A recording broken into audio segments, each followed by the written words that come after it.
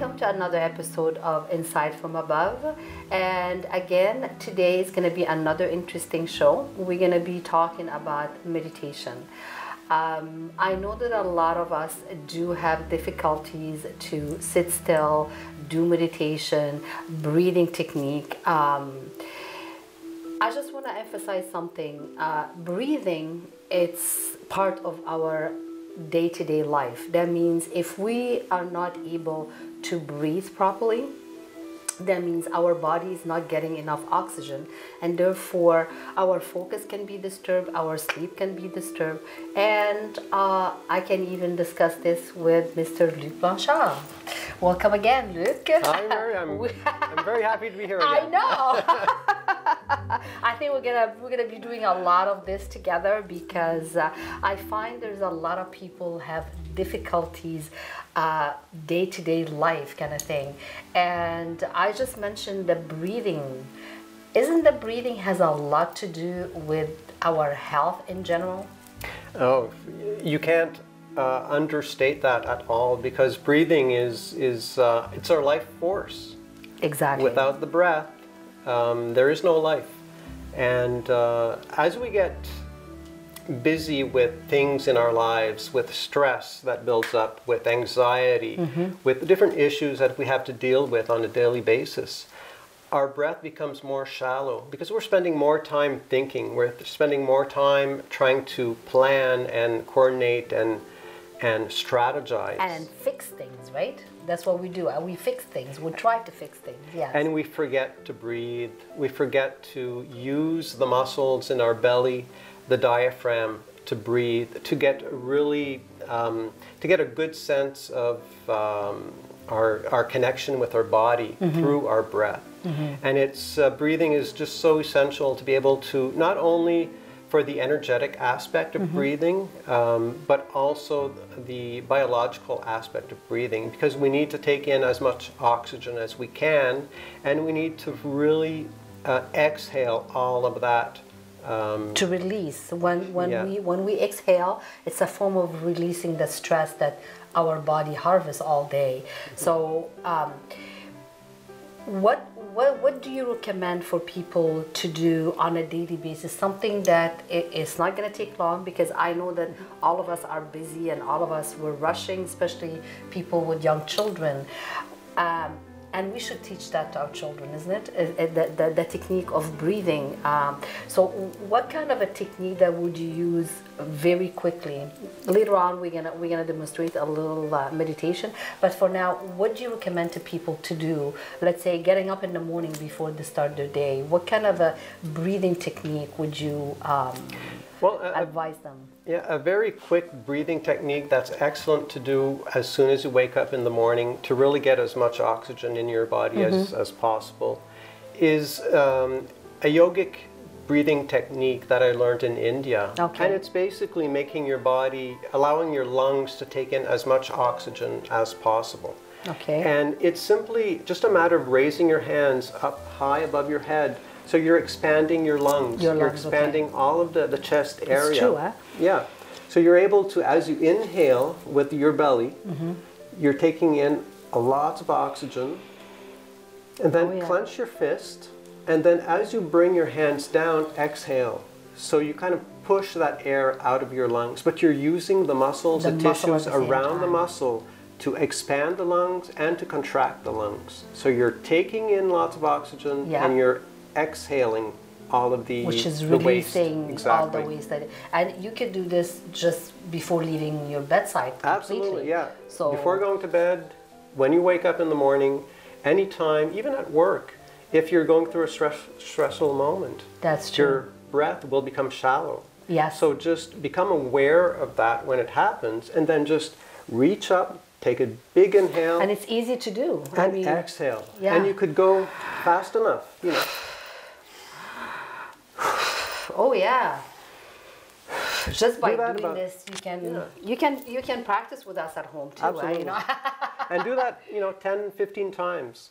and then go back to your regular breathing pattern. And anybody in the office, if you have a meeting to go to, or if you have a situation at work, just before you dive into that situation, you just actually, it's very easy to do that, and you can feel your chest opening up, not completely, but I can feel it taking in that.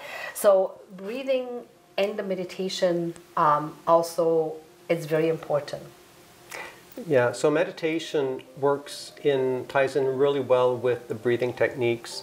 Lots of the meditations will focus on the breath. And I developed a meditation technique that uses the breath, but also some visualizations and some movements of the body. So you maximize your inhale and your exhale, but at the same time you're incorporating in your consciousness, you're incorporating an aspect that goes a little deeper in meditation. Which is? Well, it's based on the lotus flower. Okay. I'm sure you're familiar with the lotus flower. They're all over Egypt, I know. Oh, they are, eh? Yeah, they are, the lotus flower, yeah. Well, the lotus flower, which you see often associated with yoga and meditation and different wellness practices, is a symbol of awakening. And the reason why that is because that lotus flower, the bud of the flower, starts under the water in the mud, in the murk of the water. And it struggles to come out from under the muck. And that muck is our stress, our anxiety, our difficulties, our challenges, our pain and suffering. So we struggle to go through that muck. And that bud continues to go up until it reaches the surface of the water. Yeah. And all it does is that lotus flower, that bud, wants to reach the surface, wants to break through the surface and bloom in the daylight, in the sun. Wow. And so that's the symbol of the lotus flower and what it means. And so there's a mudra, which is a position of the hands. I'm sure you've seen the meditation mudra, the Gyan mudra. There's another one called, it's a lotus flower mudra, or the Padma mudra. And you just hold that at heart center. Okay. And so there's a breathing technique I'd love to show you that incorporates this with some movement and some breath. And that's what we're going to be doing shortly. We're going to show you these movements so you can do them at home too, and you can play them over and over again. Do you teach meditation also? Well, I teach meditation anytime I can. I teach it at work during the lunchtime for employees in the building. But I also incorporate meditation in all of my yoga practices as well. I think it's a good thing to combine the two together, because when you do the meditation, do you do it before and after the class of yoga, or you do it just after the class is done? Well, it happens throughout, basically, because in the beginning we kind of ground ourselves before we start. Then we have the mindfulness, attention to the body in the course of the yoga practice. And then at the end in Shavasana, there's always a meditation practice in there as well. So today, the meditation that you're going to show us, it's not really sitting down meditation, right? It's not the normal meditation that we're used to, sitting down, breathing, grounding. So that's right. a different technique of meditation. That would be good for people that they're having a hard time sitting still. So exactly, because I come across many people who have that difficulty of just being quiet and eyes closed. And sometimes anxiety can actually build because you start judging yourself, saying, oh, I can't meditate, I'm no good at this. And so it's counterproductive. It's not what we're trying to achieve. But there are different forms of meditation, and this one is an active meditation. And it incorporates, your eyes are open, it incorporates the movements of your body and your breathing.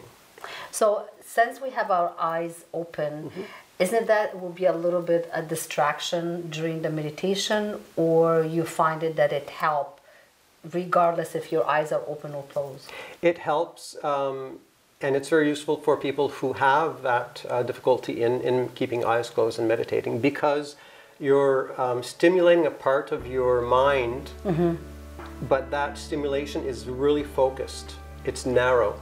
You're not thinking about a whole bunch of other distractions. You're really focused on the movement of the body and the breathing and the actual experience of the meditation. So visualizing, do you keep, since our eyes is open during that meditation, do we need to have an object or something in front of us that we can focus on since we have our eyes open, or it's not necessary to have a focus on something? It's not necessary, but in this case, we will have our hands. Our hands, so that will be our point of focus Yeah. on that. You don't need any special tools, you don't need any fancy equipment, just your body. Just your body. And what about the clothing as we do the meditation? Is it something similar like the yoga? Do you have to be in comfortable, your environment, how you will set up the environment, let's Well, say? that's a personal preference. I enjoy having candles, incense, soft music, meditation music going on, but it's not necessary. It's not necessary. I teach meditation at work in a boardroom around a meeting table. People are sitting in chairs and we're doing meditation right there and then. And there's no music in the background? Or... Sometimes I will put music and sometimes it's a silent meditation, but I do guided meditations, so I guide people. Do you think the music helps, or it doesn't matter? It's a personal preference. For some people, they like that music. Okay. Others, they prefer Quietness? yeah, exactly. No sound, no nothing. A silent meditation. It's a different experience for everyone. Well, as you see, now we're going to show you a few movement of the active meditation. So that will help people with more anxiety that they cannot sit still, close their eyes, they feel uncomfortable with that. That's another technique that we're going to show you shortly.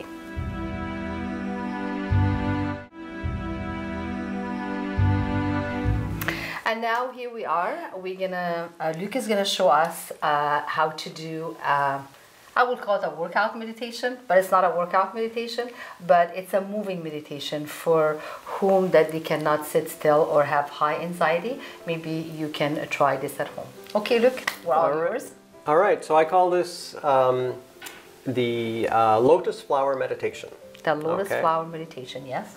And so we want to keep in mind that this meditation is really about making that connection between our consciousness and how we get involved in the stress of our daily lives. And that's when that lotus flower, that bud of the lotus flower that I talked about earlier, is caught in the mud under the water. Yep.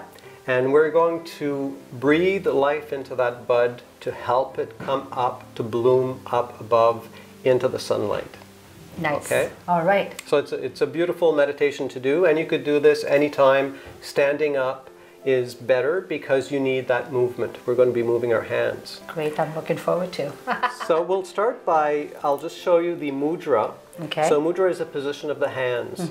And it's simply, we're going to put our wrists together. We're going to touch the tips of our baby finger and our thumbs. So the whole hand creates the form of a lotus flower. Okay. And we're going to hold that at heart center, at the center of our body. So that's where we bring that energy of the blooming lotus. Okay. Okay. But before we get to that point, we have to reach down into our consciousness, into the muck. So we're going to bring our hands down, starting down here. So this is the lotus flower before it blooms, stuck in the water, in the mud. Okay. So we're going to take a deep inhale, and we're going to bring our hands up, and at heart center, we're going to open up this flower, and we're going to bring it up above our head. Deep inhale.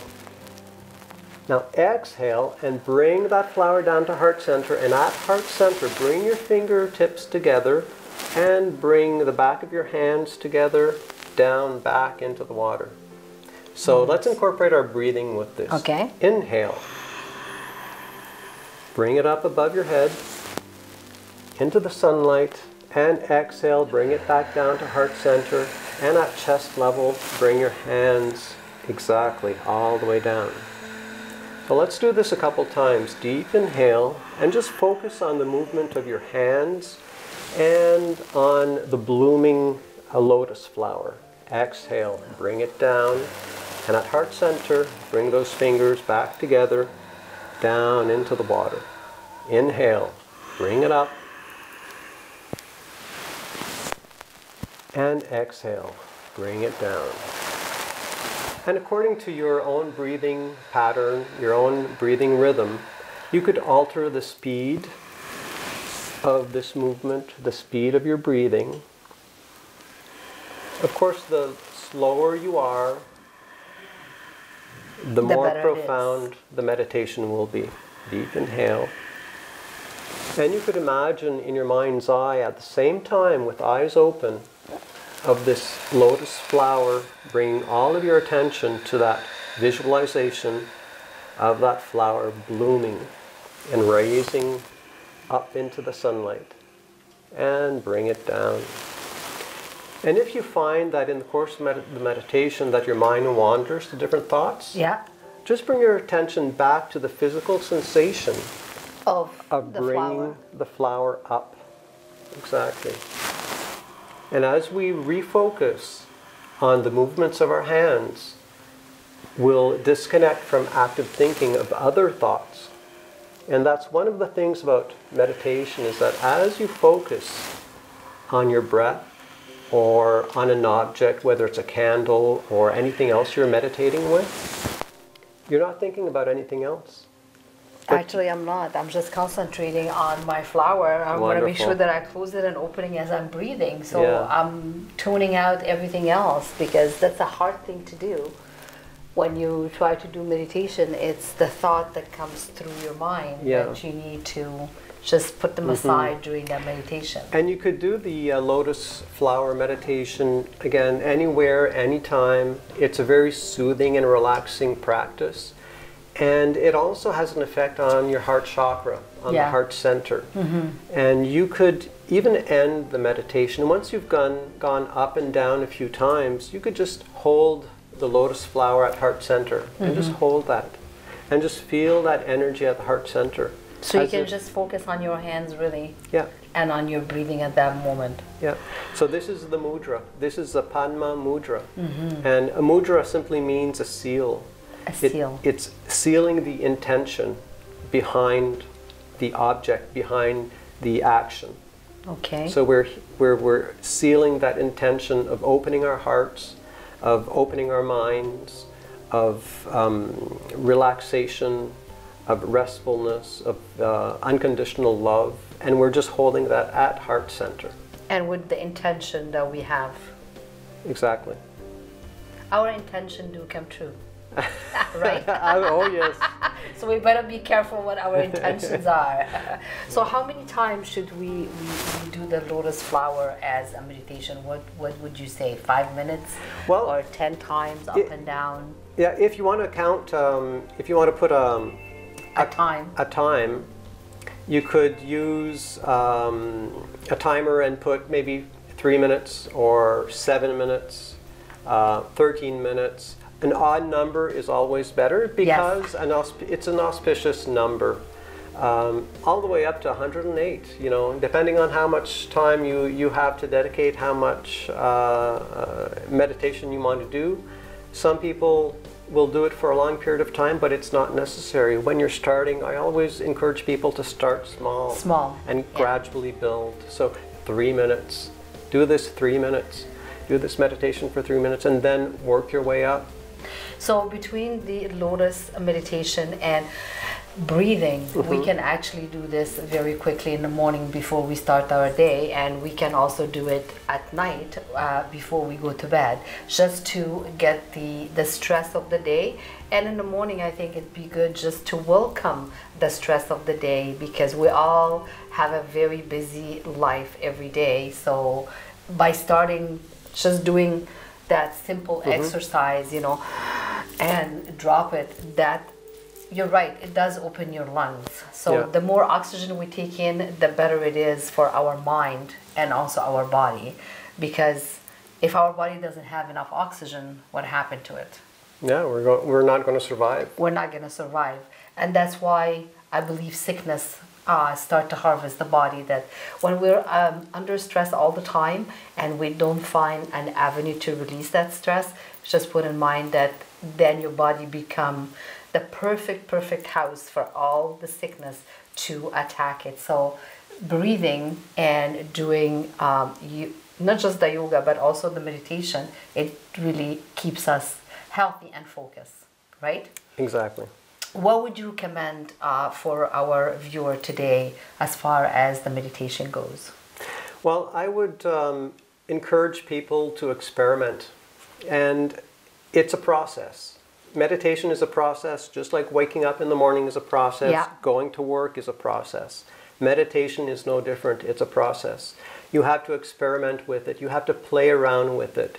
It doesn't have to be serious, it doesn't have to be so serious. You could have fun with meditation, and I encourage people to enjoy it and have fun and keep it small. Again, if you take too much on, you may get discouraged. Yes. And you just won't do it, and you won't reap the benefits of it.